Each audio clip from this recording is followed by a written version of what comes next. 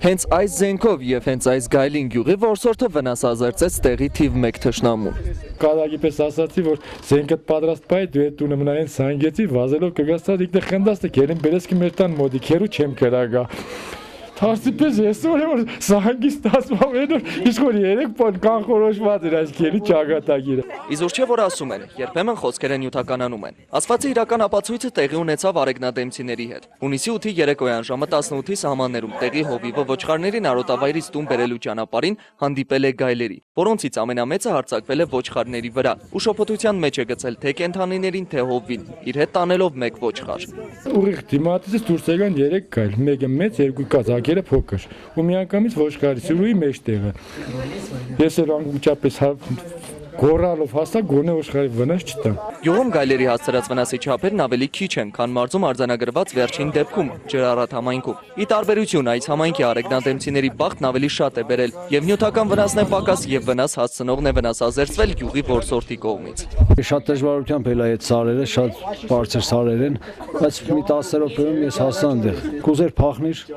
հարմարցրի, խփեցի։ Պատմում է գյուղի որսորդն ու հավելում, սա մոտ 5-ից 6 տարեկան գայլ է ու մինչ այժմ իրենց տեսածներից ամենամեծը։ Մենք իմացանք որ արդեն գելը ոչխարի տարը գնացինք որ Սամվելը գելուց շալգած կգացած։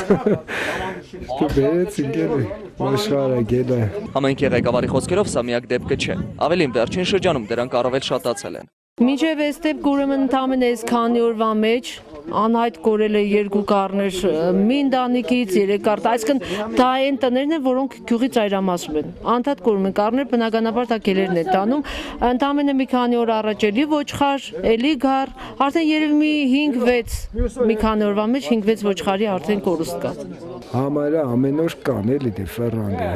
Հələ հետո ավելի պետք է ունի։ Վնասները ահավոր են արդեն։ Թեև այս տարի համեմատաբար քիչ էր, բայց արդեն սկսում է որսել։ Գայլերի հարձակումներն այստեղ սովորական են համարվում։ Տեղացիները ոչ միայն վախենում են գիշատիչներից այն պատճառով, որ կվնասեն անասուններին, այլ փաստում, որ սոված գայլերը կարող են լուրջ վտանգ հանդիսանալ գյուղի բնակիչների համար։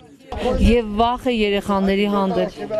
կարող եւ հարձակում լինի նաեւ մարդու վրա, ինչու՞ չէ, դեպքեր եղել են։ Իդեպ, դեռ տարեսկզբին բնապահպանության նախարարությունը գայլերի ոչնչացման որոշում էր կայացրել, ըստ որի յուրաքանչյուր սպանված գայլի համար որսորդները կպարգևատրվեն 100,000 դրամով։ Սա նշանակում է, որ գյուղի որսորդին կարելի է շնորհավորել 1 կրակոցով 2 նապաստակ որսալու համար։ Էդգար Բաղդասարյան, Անդրանիկ Բարբարյան, Ազդարար։